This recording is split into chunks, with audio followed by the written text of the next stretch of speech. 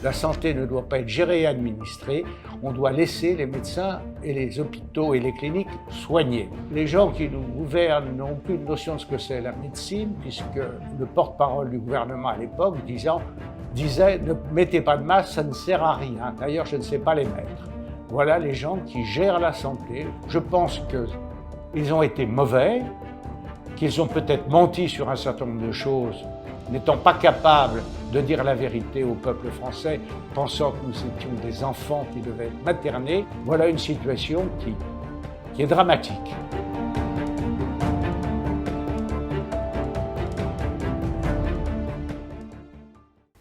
Bonjour docteur Bernard Cron. Bonjour monsieur. Alors, vous êtes chirurgien, vous êtes membre de l'Académie nationale de chirurgie, vous êtes aussi vice-président de l'Association des anciens internes des hôpitaux de Paris, et vous venez de publier un livre intitulé « Blouse blanche, colère noire » aux éditions Max Milo. Alors, dans cet ouvrage, vous revenez notamment sur la gestion de la crise sanitaire et vous dressez un panorama du système de santé français, dont vous dites qu'il est au bord de l'effondrement à la suite d'une gestion pour le moins chaotique de la part des différents gouvernements qui se sont succédés depuis environ une cinquantaine d'années. Vous avez tout à fait raison, monsieur. J'aime bien le terme de gestion chaotique parce que la santé n'a pas à être gérée ni administrée. La santé est faite par des soignants et les soignants doivent pouvoir soigner. Voilà la situation. Est-ce que vous pouvez nous expliquer en quoi cette crise sanitaire qui a commencé l'année dernière a été pour vous le révélateur de la déliquescence du système de soins français ? Votre question est très bonne, mais elle n'a pas commencé l'année dernière. Elle couve depuis plus de 20 ans. Nous étions numéro 1 il y a 25 ans parmi les pays de l'OCDE. Nous sommes passés au 24e rang car les gouvernements successifs, et ce n'était pas un problème politique, ce n'était pas un problème de droite et de gauche, c'est un problème de dogmatisme des hauts fonctionnaires qui gèrent la santé. Alors, je le répète, la santé ne doit pas être gérée et administrée. On doit laisser les médecins et les hôpitaux et les cliniques soigner. Voilà le problème.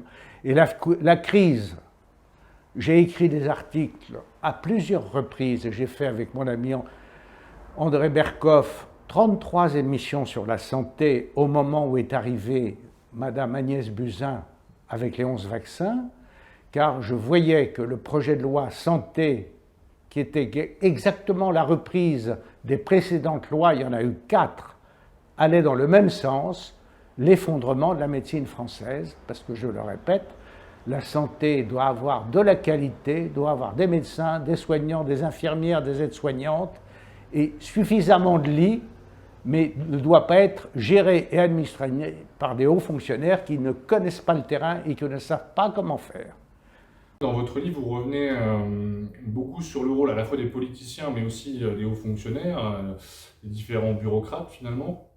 Alors, on va y revenir. Vous parlez aussi de l'impréparation scandaleuse en fait à propos de cette crise sanitaire. Vous dites que la France a tout raté, que les mesures pour éviter la propagation ont été inadaptées et insuffisantes pour avoir la moindre efficacité.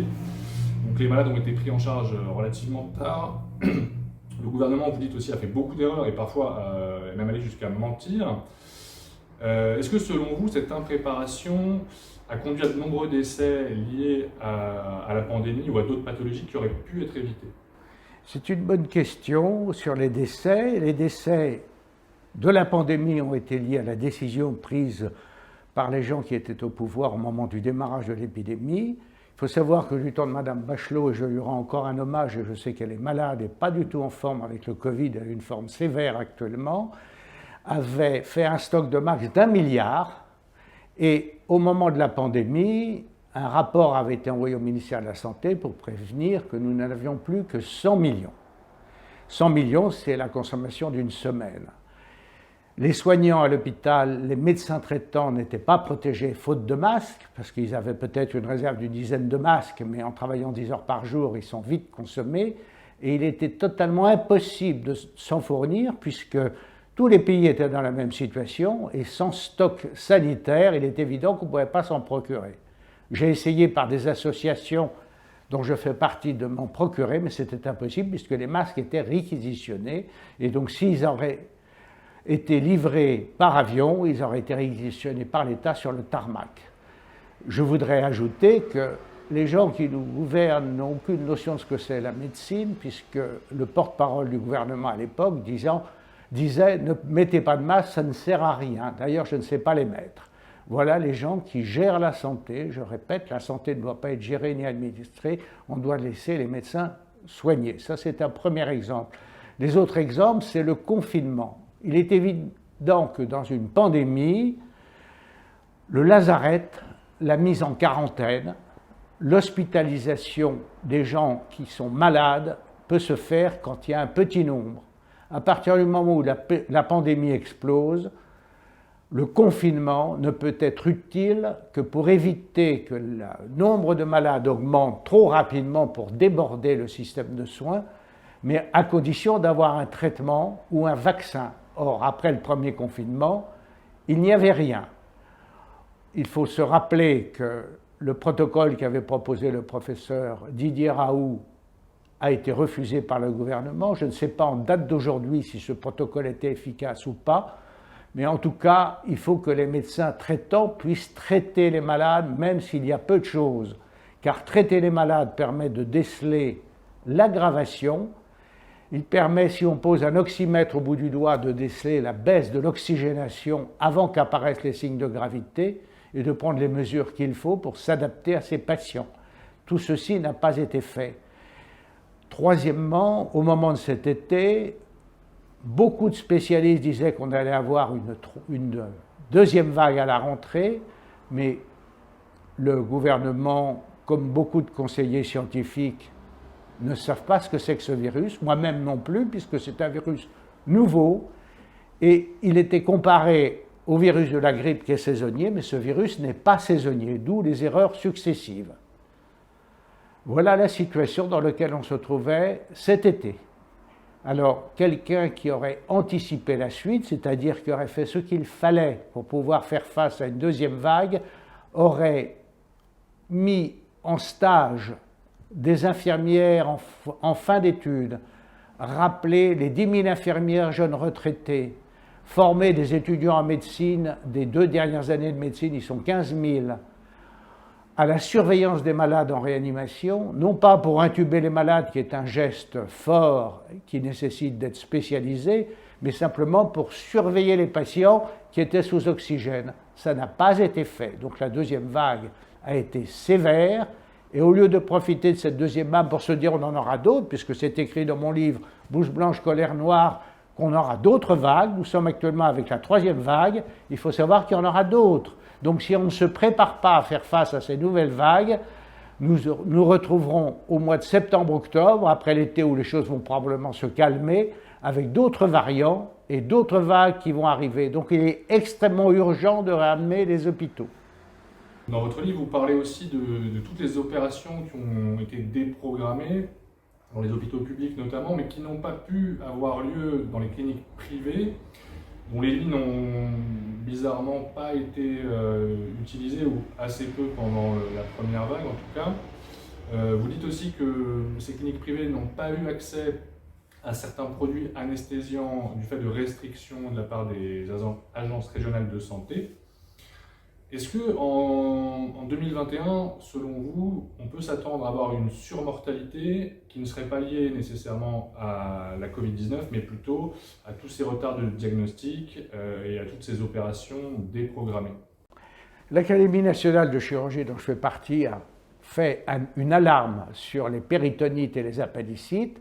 On a de nouveau des morts par appendicite ou péritonite, par retard de soins et par diagnostic retardé par la crainte des malades de se rendre à l'hôpital, puisqu'il faut savoir que la Covid est devenue la première infection nosocomiale des hôpitaux. Il y aurait eu 40 000 contaminations en 2020.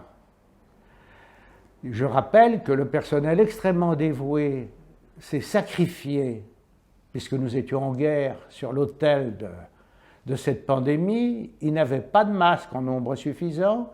On ne leur donnait pas de surblouse pour se protéger, on leur donnait des sacs poubelles, et beaucoup de personnels ont été contaminés. il y a eu une soixantaine de médecins généralistes qui en sont morts, et je voudrais revenir sur le problème du médecin généraliste. Rappelez-vous la déclaration du ministère lors de la première vague: restez chez vous, prenez du Doliprane, et si ça ne va pas, appelez le 15. Ce qui fait que le médecin traitant non seulement ne pouvait pas être mobilisé, mais en plus il n'avait pas les moyens de protection, car avec un diagnostic précoce, la désaturation d'oxygène de la respiration est avant les signes d'aggravation. Et si ce phénomène se produit, il y a des traitements qui ont été mis au point à la fin de la première vague, qui sont de mettre les malades sous anticoagulants, car cette maladie entraîne des microthromboses au niveau des viscères, et en particulier du poumon, qui explique en grande partie l'insuffisance respiratoire, de la cortisone pour éviter le choc de cytokines, c'est-à-dire l'emballement immunitaire que produit cette maladie. Et ça n'a pas été fait. Donc il y a eu des morts du Covid. On arrive bientôt à plus de 90 000 morts en France actuellement, mais il y a également les morts par, comme vous le soulevez, par le retard diagnostique, le retard de prise en charge. Axel Kahn, qui est un excellent scientifique et qui est à la tête de l'Institut du cancer, a déclaré que la perte de chance pour les cancers est évaluée à plus de 10%. Or, comme on sait qu'il y a près de 100 000 morts par le cancer chaque année, je vous laisse estimer rien que pour le cancer ce que ça va entraîner comme décès. Voilà une situation qui devient ubuesque parce que pour l'instant, rien ne se passe. Et d'ailleurs, il y a une tribune qui a été publiée là, le dimanche dernier dans le JDD, d'une quarantaine de médecins urgentistes et de réanimateurs des hôpitaux de Paris qui déclaraient qu'ils étaient sur le point de devoir faire le tri entre les malades dans leur service d'ici une quinzaine de jours, faute de lits de soins critiques disponibles selon eux. Vous, dans votre livre, en fait, vous dites à la fois qu'on manque de lits, mais aussi on manque beaucoup de soignants pour ouvrir ces lits et que beaucoup de lits ont été fermés du fait du manque de personnel. Cette tribune que vous signalez, effectivement, est un signal d'alarme, mais elle ne dit pas la vérité. Ce n'est pas de lits qu'on manque, c'est d'organisation. Vous voyez, je parle d'organisation, mais d'organisation en période de guerre, pas en organisation du système de santé, car il est surorganisé avec toutes les agences de santé et toutes les strates administratives. On y reviendra un petit peu après, si vous voulez.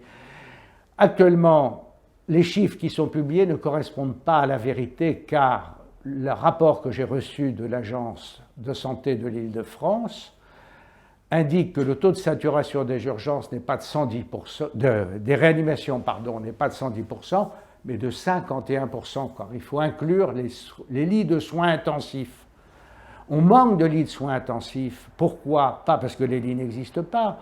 Il y en a à l'Hôtel-Dieu, ils sont fermés. Il y en a au Val-de-Grâce, il est fermé. On manque de personnel car on n'a pas fait pendant cet été des stages pour former du personnel à la surveillance de ces malades qui ne sont pas en réanimation mais qui sont en soins intensifs. Je voudrais signaler une expérience récente qui est celle de la Seine-Saint-Denis à Argenteuil. L'hôpital a mis des antennes chez les gens pour pouvoir les surveiller avec un oxymètre et de l'oxygène, et un personnel qui surveille ces patients qui n'ont pas besoin d'être en réanimation, mais qui peuvent rester chez eux avec une surveillance et un traitement. Et en cas d'aggravation, ils sont bien entendu transférés dans les services de réanimation, à condition d'avoir de la place. Et pour avoir de la place, il faut pouvoir dégager les services de réanimation. Et je me rappelle, quand j'étais en exercice, je n'ai jamais connu un seul service de réanimation où il y avait des lits vides. On faisait sortir quelqu'un du service de réanimation quand on avait besoin de place pour hospitaliser quelqu'un d'autre. Ça a été notamment criant à l'époque où on n'avait pas les autoroutes, où il y avait énormément d'accidents de la voie publique. Les traumas crâniens en coma étaient mis en service de réanimation. Et au moment des week-ends, il fallait bien, comme les services de réanimation étaient déjà pleins, je ne dis pas faire le tri, mais choisir qui on pourrait sauver et qui on ne pouvait pas sauver. Donc vous parlez du tri. Le tri, il a toujours été fait tous les jours entre ceux qu'on peut sauver et ceux qu'on ne peut pas sauver, mais ce n'est pas un tri, c'est une réalité de terrain. D'autre part, vous parlez du tri, mais le tri, malheureusement, il est fait depuis plus d'un an, puisque les malades graves, qui ont des cancers, des tumeurs, des menaces d'occlusion, ne sont pas opérés. On leur dit, on les décale, revenez dans 1 mois, revenez dans 2 mois, mais par exemple pour un cancer du côlon, si on le reporte, il va se mettre en occlusion, c'est-à-dire il va avoir une complication d'une extrême gravité. Alors certains ont même proposé un certain nombre de tumeurs de les mettre sous chimiothérapie ou radiothérapie. Mais il faut savoir que la seule façon de sauver un malade qui a une tumeur, c'est de pouvoir l'opérer suffisamment tôt. Donc le tri, malheureusement, est commencé en ne soignant pas les gens qui ne sont pas Covid. Pour revenir sur le système de soins des pays de l'OCDE, enfin le système de santé français, dans votre livre, vous expliquez qu'on avait le meilleur système de santé des pays de l'OCDE il y a quelques décennies, qu'aujourd'hui nous sommes passés au 24e rang. Vous ajoutez qu'on meurt aujourd'hui en France de soins inadaptés, et chose assez incroyable, que l'espérance de vie recule pour la première fois en France depuis la Seconde Guerre mondiale. Comment est-ce qu'on en est arrivé à une situation aussi critique? On est arrivé là parce qu'on a voulu supprimer l'élitisme, on a voulu abattre les fortes têtes de la médecine, ce que j'appelais les grands patrons, les mandarins, qui ont été remplacés par des petites mandarines administratives.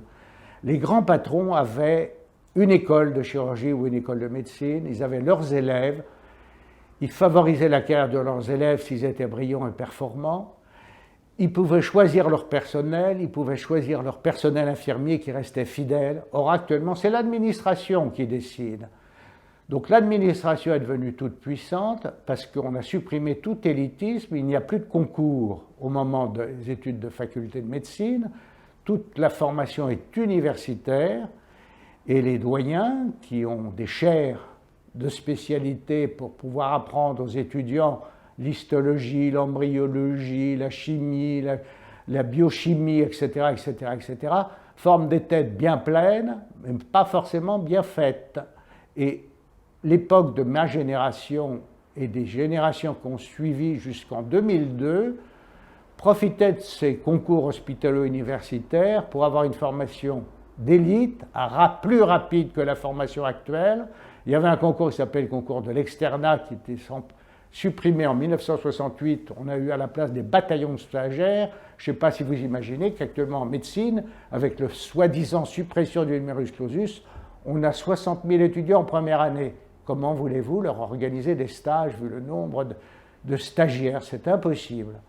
Et en 2002, cerise sur le gâteau, le ministre de la Santé de l'époque, qui est Bernard Kouchner, le fameux French Doctor, dont on parle un petit peu en ce moment pour d'autres raisons, a supprimé le concours de l'internat, concours où il y avait 17% de reçus, alors qu'au concours de l'externat, il y en avait 20% de reçus. Vous voyez la qualité de la formation que permettaient ces concours. Eh bien, on veut former dans un moule général l'ensemble des spécialistes à un niveau moyen, sans avoir de sélection, donc sans avoir des gens qui ont pu percer parce qu'ils ont plus travaillé, parce qu'ils ont plus appris, parce qu'ils ont été mieux formés. Voilà la situation qui explique que nous sommes passés du premier rang au 24e. Vous expliquez dans votre ouvrage que ce sont ces élites au pouvoir depuis des années qui sont responsables finalement de l'écroulement du système de santé, que ce dernier a été détruit, je cite, de manière systématique par les politiques qui se sont succédés au gouvernement de notre pays. Vous parlez aussi de l'État profond. Pour vous, l'État profond, ce sont tous ces représentants de la haute administration, ces hauts fonctionnaires, qui sont présents dans les nombreuses agences de santé. Comment cet État profond que vous évoquez contribue-t-il à l'effondrement du système de santé? Vous parlez d'État profond, c'est un jeu de mots que j'ai fait. En France, l'État profond, on n'est pas aux États-Unis à l'époque de Trump. L'État profond est autre chose. Ce que j'appelle en France l'État profond, c'est les écoles de la haute administration, de la haute santé publique, qui administrent et gèrent l'État, et ces hauts fonctionnaires ne sont pas organisés entre eux. Ce n'est pas un État profond, c'est simplement un dogmatisme de pensée qu'on leur apprend dans leur école. On leur apprend que la liberté, le libéralisme, c'est un mal. Et on est toujours dans le schéma, pour diminuer les dépenses de santé, moins de lits d'hôpitaux, moins de médecins. Donc on a détruit petit à petit la médecine générale libérale, les cliniques privées familiales de qualité qui ont été reprises par des grandes chaînes et des fonds de pension.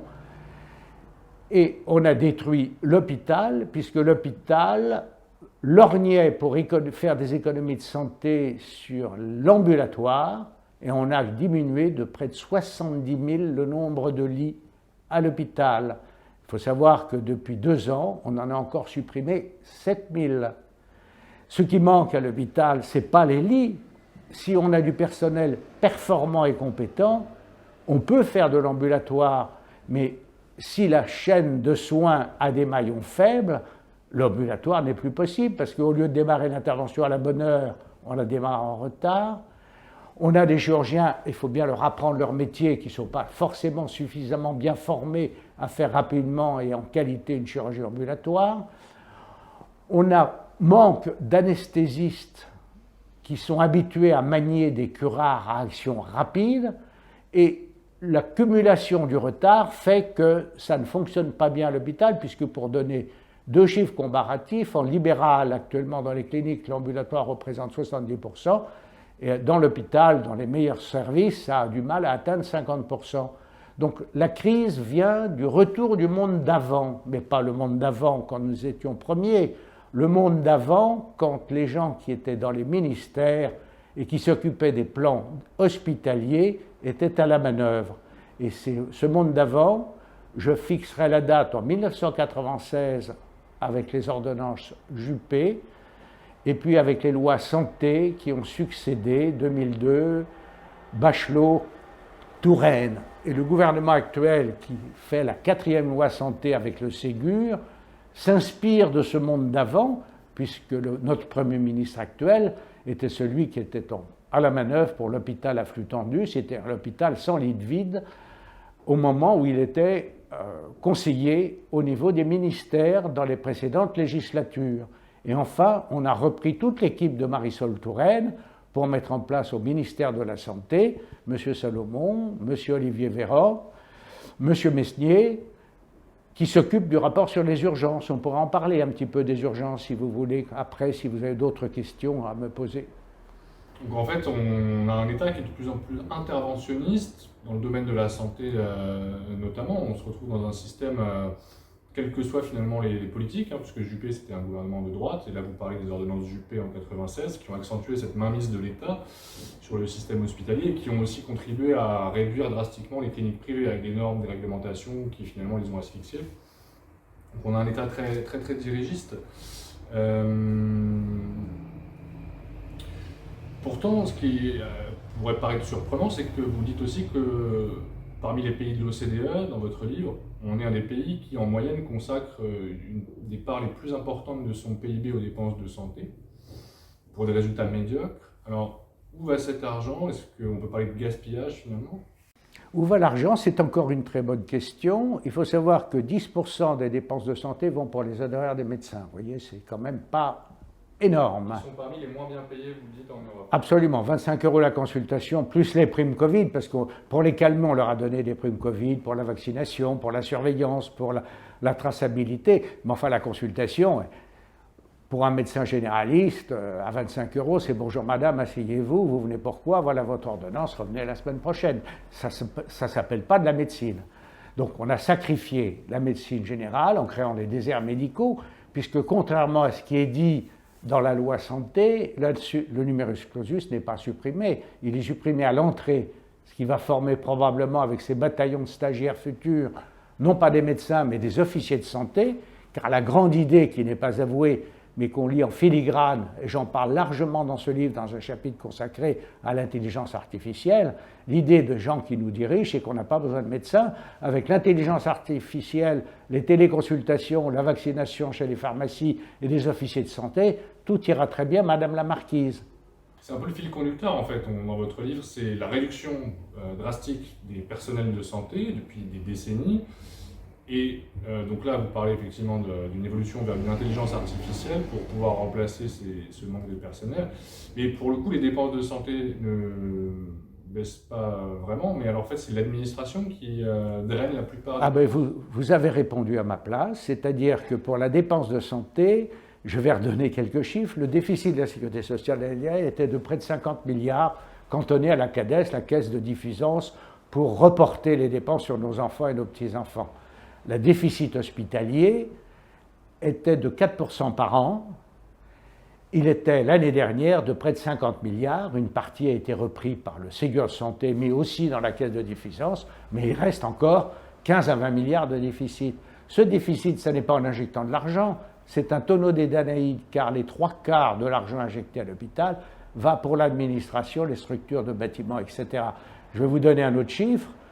Les technico-administratifs qui font fonctionner l'hôpital sans soigner, puisque ce ne sont pas des soignants, ce sont des administratifs, en France, c'est 32%. En Allemagne, c'est 22%. Ça représente la moitié en plus des dépenses. Donc si on met de l'argent, ben, ça part en frais administratifs. Et le génie de l'administration, c'est quand même assez extraordinaire. J'ai une de mes amies, Gérald et Nicole Delépine, qui ont fait un excellent article sur ce sujet-là. Quand un organisme administratif a un problème à régler, au lieu de se pencher sur le problème de le régler, il crée une structure administrative supplémentaire pour régler le problème. Et on multiplie ainsi les structures indéfiniment. Et au Québec, ils ont dit qu'il faudrait dégraisser le mammouth, mais moi je dis qu'il faudrait abattre le diplodocus de la santé. Je m'explique. Je pense que toutes ces administrations qui s'occupent de la santé, qui soi-disant gèrent les hôpitaux, sont comme un diplodocus. Quand un médecin lui marche sur la queue, le message met 1 an à arriver dans son cerveau, et ensuite le cerveau met 1 an à pondre un rapport. Ainsi, pour les masques, le rapport avait été rendu le 19 mars 2019 sur la pénurie de masques, puisqu'on était passé à 100 millions, et le ministre de la Santé en place à l'époque, elle a été mise depuis à l'OMS, avait déclaré qu'elle n'avait jamais reçu le rapport. Voilà la situation ubuesque de notre système de santé. Il faut des médecins, il faut des soignants, il faut des aides-soignants, il faut des infirmières. Et je voudrais revenir encore sur un chiffre. Une infirmière à l'assistance publique est payée 2 000 € par mois. Comment peut-elle se loger à proximité de l'hôpital pour pouvoir venir dans son service? En conséquence, la durée de vie d'une infirmière à l'assistance publique est de 6 à 8 ans, parce qu'après elles partent, elles en ont marre, elles sont martyrisées, maltraitées. Et d'autre part, l'organisation administrative de l'assistance publique, on peut en parler si vous voulez, puisque l'assistance publique est actuellement sur la sellette avec la tribune publiée par une quarantaine de médecins. Il faut savoir que les médecins sont aux ordres de l'administration, car s'ils ne sont pas gentils, si vous n'êtes pas sage, vous n'aurez pas d'infirmière supplémentaire. Et si vous nous embêtez, votre plan de carrière, eh ben, il va être verrouillé, vous n'aurez pas de promotion, parce qu'un médecin est devenu un fonctionnaire à l'hôpital. Il y en a d'excellents, il y en a qui s'occupent de leur service, mais malheureusement, il y en a beaucoup qui ont démissionné. Ainsi, en 2019, avant que la crise explose, 1200 chefs de service avaient décidé de démissionner de leurs tâches administratives. Bien sûr, ils continuaient de soigner. Un médecin va continuer de soigner. Un médecin en grève soigne. Mais toutes ces grèves et toutes ces manifestations qui ont eu en 2019 n'ont pas alerté les pouvoirs publics, parce que c'est toujours la même pensée. Il faut mettre les médecins sous contrainte et aux ordres. Vous évoquez les grèves des soignants qui se sont multipliées ces dernières années. Dans votre livre, vous parlez en plus des grèves de l'épuisement émotionnel, de cas de burn-out, même de suicide parfois, donc les démissions, des menaces aussi et des agressions dont les soignants sont victimes assez régulièrement. Donc on comprend que les soignants sont à bout de souffle, que la crise sanitaire évidemment n'a fait qu'accentuer cet état. Est-ce qu'on peut craindre une paralysie, voire un effondrement du système si la crise se prolonge encore plusieurs mois?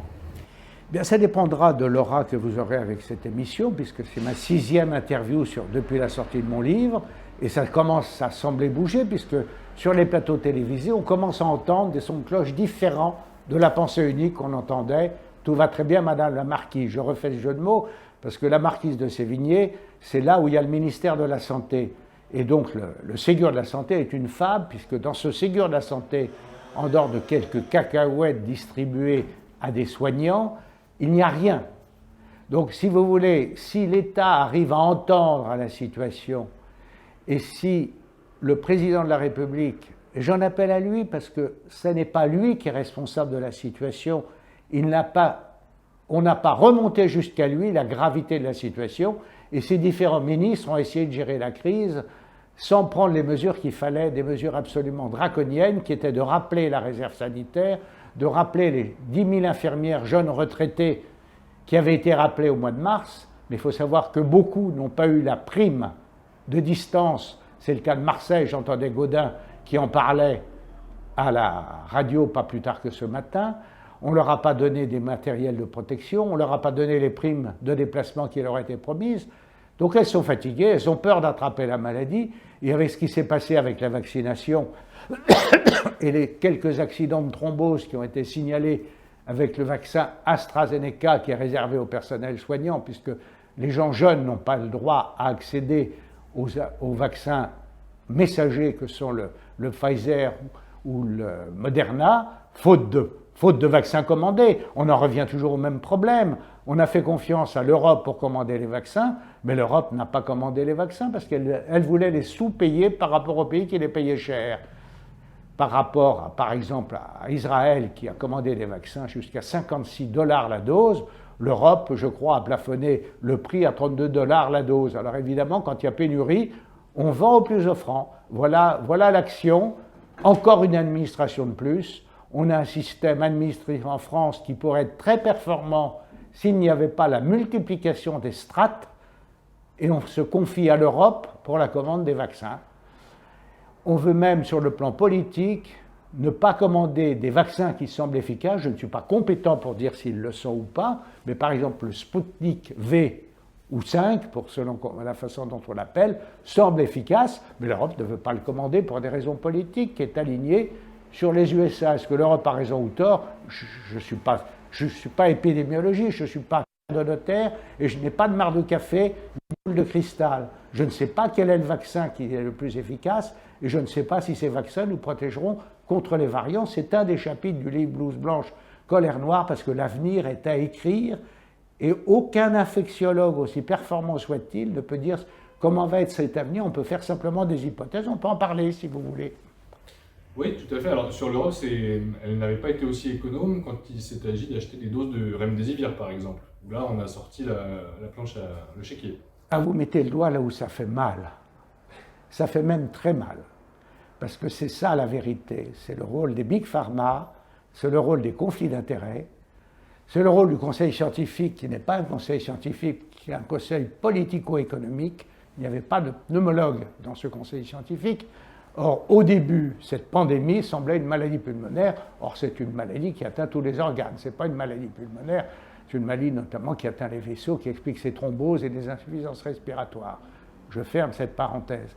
Mais le remdesivir, effectivement, au moment de la pandémie, beaucoup d'études avaient été faites sur les précédentes pandémies, qui heureusement n'ont pas été des pandémies. C'est les épidémies d'Ebola, de SRAS, qui se sont arrêtées assez rapidement parce qu'elles sont très mortelles, contrairement au corona. Et donc, les études de vaccins qui avaient été lancées à cette époque et les études des antiviraux avaient été suspendues, et les laboratoires qui avaient injecté des finances relativement importantes se sont engouffrés dans les études pour essayer de traiter cette fameuse Covid. La Covid, qui est la maladie, le Covid-19, SRAS-2, qui est le virus.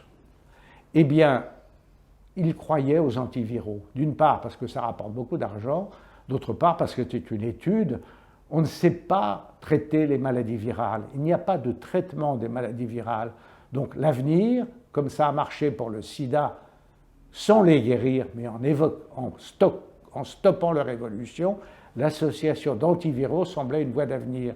Donc ils ont mis en place des études qu'on a appelées Discovery, Solidarité, e-Covid, pour comparer les antiviraux à la fameuse chloroquine. Eh bien, comme la chloroquine a été interdite et séquestrée, les médecins traitants n'ont pas pu l'utiliser pour savoir si ça marchait ou si ça ne marchait pas. Il n'y a que le professeur Didier Raoult qui l'a utilisé, l'Afrique du Nord et l'Asie. On a le même problème avec l'ivermectine actuellement, qui est utilisé par de nombreux médecins puisque ce médicament est en vente libre et autorisé.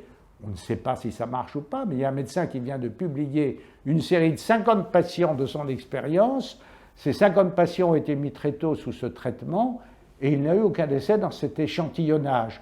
Je ne veux pas dire que ça marche, je ne veux pas donner de faux espoirs aux gens. Je veux dire simplement que les malades doivent être vus par un médecin et traités en fonction de ce qu'on pense marcher pour être mis sous surveillance et éviter l'aggravation, parce qu'on sait déceler cette aggravation. Mais je voudrais revenir sur la question que vous avez posée sur les antiviraux. Comme les antiviraux, l'Europe pensait que ça marchait et l'Europe est assez alignée sur les USA, eh bien on a commandé pour 1 milliard de remdesivir. Il est actuellement prouvé que le remdesivir non seulement ne marche pas, mais entraîne des complications, notamment rénales, et c'est un médicament qu'il ne faut pas prescrire. Les autres antiviraux existent, il y a plusieurs essais qui sont en cours, mais il faut savoir que ces médicaments, d'une part, sont coûteux, 2 à 5 000 euros le traitement, et que d'autre part, ils ne peuvent pas être faits en ambulatoire à domicile. Il faut que les malades soient hospitalisés. Alors déjà qu'on est obligé peut-être de trier les malades, je ne vois pas comment on peut en prendre en charge avec des antiviraux des malades dans le contexte actuel. Voilà une situation qui est dramatique. Alors, vous évoquez les vaccins quelques instants auparavant. Une des questions que vous posez dans votre livre et qui est intéressante, c'est l'éventualité que les vaccins puissent aussi entraîner une mutation du virus pour pouvoir s'adapter et que du coup ne soit pas efficace. C'est une bonne question et vous faites l'analogie avec les antibiotiques par rapport aux bactéries. Effectivement, les bactéries deviennent résistantes. Ce n'est pas tout à fait comme ça que ça se passe. C'est-à-dire que le virus corona mute, il mute en permanence, et plus il y a de gens contaminés, plus il y a de gens contaminants, plus le virus mute. C'est le génie d'un virus, c'est de muter pour s'adapter. Ce n'est pas qu'il est intelligent, c'est qu'à force de se multiplier des milliards de fois, il mute. Et de temps en temps, il y a un virus comme le virus sud-africain ou le virus anglais ou le virus breton qui semble plus agressif et qui, comme il est plus pugnace, comme il est plus muxé que ses voisins, c'est lui qui occupe l'espace. Alors, le vaccin et les antiviraux, il est possible que ça entraîne le même phénomène. Les antiviraux ne détruisent pas le virus. Donc le virus va muter et se multiplier, et on aura des mutants. Est-ce qu'ils seront plus agressifs ou pas? Je n'ai pas de boule de cristal, c'est l'avenir qui nous le dira, je ne vous donnerai pas la réponse. Quant au vaccin, on est malheureusement un peu dans le même phénomène, parce que contrairement à ce qu'on dit, ce n'est pas un vaccin. C'est une sorte de thérapie génique, puisque sur un virus porteur, pour les virus à vecteurs, virus inactivés, comme par exemple celui de la rougeole, qui n'a pas marché en France, mais qui devrait peut-être sortir à la fin de l'année, ou le virus à adénovirus, qui est celui de l'Angleterre, le vaccin AstraZeneca, on greffe sur un virus inactivé, ce qui entraînera la formation d'anticorps, c'est-à-dire un antigène issu de la protéine Spike, qui est la protéine antigénique de la couronne de ce virus. Et le deuxième type de vaccin, ce sont des vaccins modernes, Moderna, le vaccin Pfizer. C'est une découverte absolument remarquable. Je ne peux pas dire si elle va marcher, je ne peux pas dire s'il ne faudra pas faire de nouveaux vaccins avec les mutants. C'est déjà à l'étude en Israël et avec un pays d'Europe qui se sont mis sur cette étude. Il est évident qu'avec des virus qui mutent, un vaccin messager peut être fabriqué en 6 mois. Il faut saluer ce remarquable travail des laboratoires. Je sais bien que Trump n'est pas en état de sainteté. Il a très mal géré la pandémie chez lui, ça lui a coûté probablement ses élections. Par contre, il a très bien géré les laboratoires. Il a injecté des milliards de dollars dans ces laboratoires, ne sachant pas si ces vaccins allaient marcher et ne sachant pas si ces vaccins allaient être une réussite. Or, un laboratoire, c'est tellement cher pour faire une étude que s'il n'est pas sûr d'avoir les finances, il ne va pas faire les recherches. Donc Moderna et Pfizer ont fait ces recherches aux États-Unis.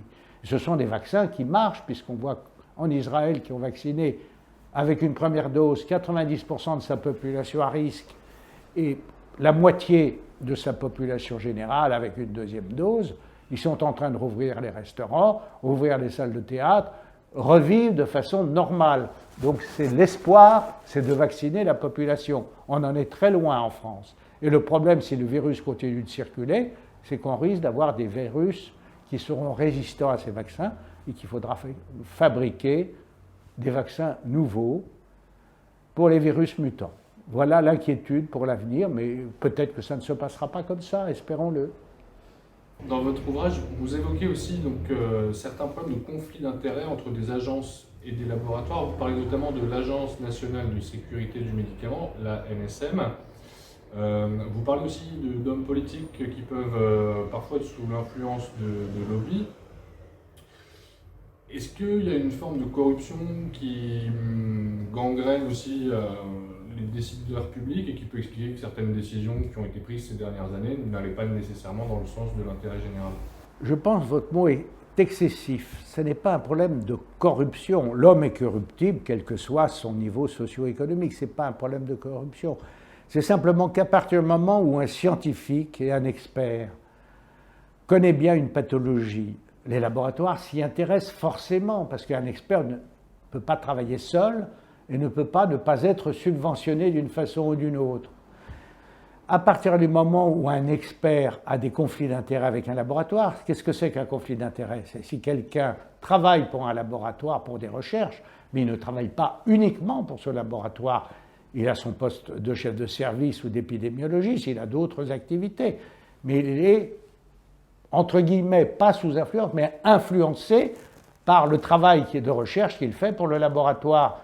Donc il va essayer, et c'est parfaitement humain, de s'intéresser à ce que fait le laboratoire, et s'il croit aux produits du laboratoire, il va essayer d'en faire la promotion. C'est ce qui s'est passé avec les études faites à Lyon avec Discovery, c'est ce qui s'est passé en Angleterre avec et l'OMS avec Solidarity et e-Covid. Ils ont fait des bras de recherche en comparant les différents médicaments. Mais il faut savoir que ces recherches, si elles sont loyales, c'est très bien, mais si elles sont bidonnées, frelatées, comme ça a été le cas pour l'article paru dans le Lancet, ça a été démontré que c'était des articles bidonnés. Donc on est dans l'inconnu la plus totale pour un virus que personne ne connaît. Même le grand infectiologue que le professeur Didier Raoult, il a cru que c'était au départ une grippette et il pensait que c'était saisonnier. Ce virus n'est pas saisonnier, malheureusement. Alors, vous vous interrogez aussi sur la possibilité d'un sabordement volontaire du système de santé depuis des années en évoquant une manière perverse de résoudre le déficit de caisses de retraite et la volonté de l'État de renforcer son contrôle sur les médecins français. Alors, c'est une question que vous posez sans y répondre finalement dans le livre. Là, ça paraîtrait assez stupéfiant parce qu'on ne serait plus dans de l'incompétence, mais vraiment dans une forme de malveillance. Qu'est-ce qui pourrait laisser penser qu'une telle éventualité, un tel cynisme de l'État serait possible finalement? Non, je ne rejoins absolument pas cette thèse, je ne rejoins absolument pas les thèses dites complotistes. Je dis simplement que poser les bonnes questions, ça n'est pas complotiste, c'est simplement de connaître la vérité. L'État n'est pas cynique, je ne pense pas que l'État soit capable de ce genre de raisonnement. Je crois surtout que la pensée unique des hauts fonctionnaires qui s'occupent de la santé, c'est toujours la même, on en a parlé déjà une fois, c'est que le libéralisme, la liberté, laisser les médecins soigner, ce n'est pas la bonne solution pour contrôler les dépenses de santé. La solution, c'est de mettre des administrations partout. Et c'est là où ils se trompent. Je pense qu'ils ont été mauvais, qu'ils ont peut-être menti sur un certain nombre de choses, n'étant pas capables de dire la vérité au peuple français, pensant que nous étions des enfants qui devaient être maternés. Je crois que les Français sont des gens responsables, et si on leur dit la vérité, je pense qu'on aura leur adhésion à un système de santé. Je leur dis la vérité, je leur dis le système de santé a trop d'administration, il faut en diminuer d'au moins un tiers le nombre de fonctionnaires qui s'occupent de la santé, il faut arrêter toutes ces strates administratifs. Je voudrais redonner le chiffre de ces strates administratifs. Du ministère, on a ensuite les agences régionales de santé qui s'occupent de chaque région, on a les groupements hospitaliers de territoire, on a les comités professionnels qui structurent les hôpitaux, les cliniques et les médecins libéraux, qui ne sont plus libéraux entre parenthèses. On a au niveau des assistances publiques, par exemple l'assistance publique de Paris qui est sur la sellette actuellement, n'ayant pas réorganisé ses services d'urgence ni ses services de soins intensifs, ni ouvert des lits pré- ou post-réanimation pour mettre les malades, soit qui sont en train de s'aggraver, soit qui sont convalescents d'un service de réanimation, eh bien, à l'assistance publique, on a l'administration centrale, on a 6 groupements hospitalo-universitaires, on a des directeurs à chaque fois, bien sûr, avec un secrétariat et des sous-directeurs, on a un directeur pour chaque hôpital, on a un conseil d'administration, un conseil de surveillance, un comité médical d'établissement, ce sont les médecins qui sont bien gentils, qui sont élus, parce que les autres, si vous êtes pas sages, allez au coin. On a un chef de pôle qui est sûrement un très bon professionnel, mais qui est coiffé par un directeur et un staff administratif, et qui est là pour appliquer les oukases de l'administration. Et le petit chef de service, très loin du grand mandarin que j'ai connu, qui était mes patrons, et là, s'il n'est pas sage, on ne lui donne pas d'infirmière, il ne choisit pas ses élèves, ses internes n'ont pas été préparés à leur prise de fonction, ils sont en retard parce qu'on ne leur a pas donné une formation préalable pendant la 5e et 6e année de médecine, et il est obligé de se taire parce que s'il ne se tait pas, il va être mal vu de l'administration et il ne pourra pas travailler. Voilà la situation, chers amis. Et alors, dans les réformes que vous évoquez, indispensables pour sauver le système de soins, donc outre la réduction du millefeuille administratif, vous parlez aussi donc, de redonner toute sa place à la médecine de ville et aussi de revenir à cette forme d'élitisme que vous évoquiez tout à l'heure dans la formation des étudiants en médecine, ce retour sur l'excellence. Est-ce que vous pouvez peut-être dire quelques mots sur les réformes qui vous paraissent indispensables, et notamment sur la réforme des études de médecine? Oui, tout à fait. Donc la première, la mère de toutes les batailles, c'est la réforme administrative. Il faut couper le nœud gordien de cette administration tentaculaire qui empêche de soigner. Deuxièmement, donc, si on diminue le nombre de fonctionnaires et d'administratifs, on pourra dégager les budgets pour mieux rémunérer les infirmières et les aides-soignantes qui ont des salaires extrêmement bas pour le travail merveilleux qu'ils font, et je leur rends encore une fois hommage. C'est la même chose pour les IBOD, les infirmières des blocs opératoires, dont leur statut n'a pas été amélioré. Elles protestent en permanence, et je voulais relever cette protestation. C'est la même chose avec les IAD. On propose actuellement aux infirmières de faire un master pour avoir la délégation de tâches, c'est-à-dire d'avoir une meilleure formation. C'est totalement ubuesque, parce que si on prolonge encore d'1 an les études d'infirmières, il y aura encore moins d'infirmières sur le marché parce que les écoles sont vides. Je voudrais revenir sur les 35 heures. Madame Aubry, qui a fait cette réforme, elle n'a pas été anticipée. Je suis tout à fait incapable de dire si les infirmières doivent travailler 35 heures, 40 heures ou plus. Simplement, si on passe de 40 heures par semaine à 35 heures, c'est 10% de travail en moins. Et si on n'a pas autant d'infirmières formées pour remplacer, eh bien on manque d'infirmières. C'est une des causes de cette pénurie d'infirmières. Donc c'est la première réforme, c'est celle-là. La deuxième réforme, c'est les études de médecine. Le numerus clausus n'a pas été supprimé, il est supprimé à l'entrée. Mais à la sortie, par exemple, au choix de l'internat des postes de spécialité en octobre 2020, on a augmenté de 2 places le nombre de réanimateurs. Et on dit en ce moment qu'on manque de réanimateurs. Alors, il faut donc que ce ne soit plus les doyens universitaires, fonctionnaires et théoriciens de la santé qui gèrent la santé, mais les cliniciens. Donc, il faut redonner la clinique, le care, au centre de la formation des médecins. C'était le cas quand il y avait des concours hospitalo-universitaires qui se passaient parallèlement aux études universitaires et qui permettaient de se former en 2 ou 3 ans, beaucoup plus rapidement et avec une excellence de formation par des stages de très grande qualité à la prise en fonction de l'internat. Actuellement, l'interne qui arrive en première année n'est pas formé à sa prise de fonction. Alors, ce n'est pas l'interne qui n'est pas bon, c'est la formation préalable qui ne lui a pas donné les moyens d'être bien formé. Je voudrais revenir sur l'excellence de la chirurgie française. La French Révolution de la chirurgie, je ne sais pas si vous savez ce que c'est la fameuse chirurgie télévisée, la chirurgie qui se fait sans ouverture.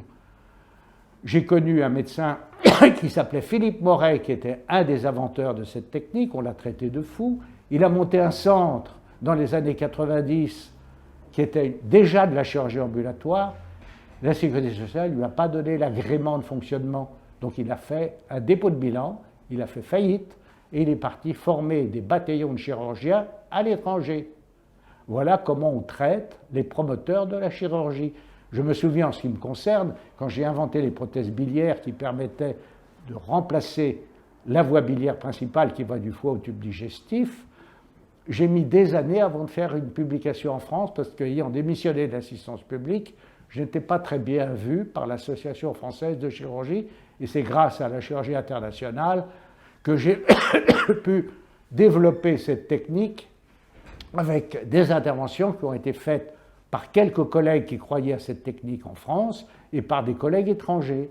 J'ai été ainsi invité à Manille et au Caire à 2 congrès internationaux avec 3000 chirurgiens présents pour présenter cette technique. Alors ensuite, je suis devenu membre de l'Académie de chirurgie, je suis devenu vice-président de l'International Paris parce que j'étais enfin reconnu dans ma spécialité.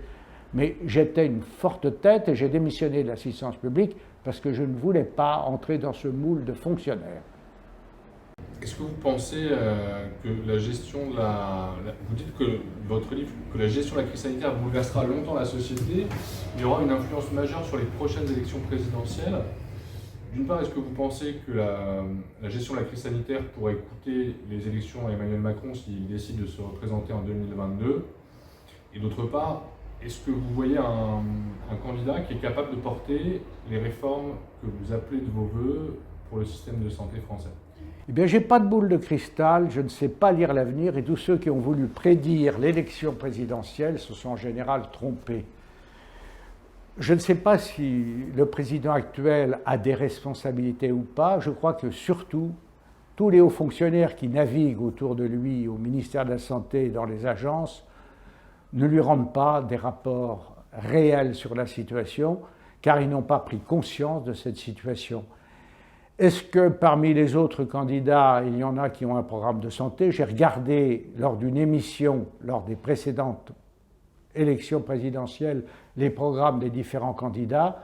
Je n'ai trouvé aucun candidat qui avait un programme de santé que j'appellerais libéral, c'est-à-dire qui laisserait les médecins soigner, qui revaloriserait la médecine générale, qui favoriserait le travail entre les hôpitaux et les cliniques. Actuellement, les hôpitaux ne veulent pas travailler avec les cliniques. On parle de déprogrammation de 80% de la chirurgie à l'assistance publique, c'est la demande des agences de l'Île-de-France, mais mes amis qui travaillent en libéral ne voient pas arriver les malades hospitaliers qu'on leur adresserait pour être opérés s'ils ne peuvent pas être opérés à l'hôpital. À l'inverse, on leur envoie des Covid qui paralysent leur service de réanimation et qui nécessitent d'avoir des infirmières de réanimation qui viennent des blocs opératoires pour pouvoir surveiller ces patients. Donc je ne vois pas qui serait capable de reprendre ce flambeau, sauf si vous arrivez à leur faire parvenir mon livre, et je me ferai un grand plaisir de leur dédicacer et d'aller à un rendez-vous s'ils voulaient parler avec moi de la façon de sauver le système de santé. Vous êtes assez pessimiste alors sur les possibilités de sauver le système de santé? Je ne suis pas pessimiste, je pense que les gens doivent prendre conscience de la situation. Donc si les médias multiplient les interventions, et elles commencent à apparaître, parce que pas plus tard qu'hier, j'ai vu sur CNews avec Pro le même dialogue que je suis en train de tenir par d'autres médecins qui étaient présents sur le plateau. Si l'ensemble des télévisions et des porte-paroles des différents journaux et des différents lobbies qui existent arrivent à faire relayer ce message et que la population prend conscience de ce qui se passe, ça fait 15 jours que je fais des interviews et des émissions. J'ai regardé un petit peu hier avant de venir chez vous combien de fois elles ont été vues. On a 1 200 000 vues des émissions auxquelles j'ai participé. Ce n'est pas moi qui ai fait ce succès, ce sont les gens qui m'ont appelé comme André Berkoff et comme Jean-Marc Morandini. Si ce système continue et si les médias continuent de s'intéresser à la crise de la santé, on aura peut-être un candidat qui aura compris qu'il faut changer le fusil d'épaule. Ça sera peut-être M. Macron, je n'en sais rien, je ne suis pas intime avec les candidats au présidentiel. Merci, Dr Bernard Comp. Merci à vous, c'était très sympathique.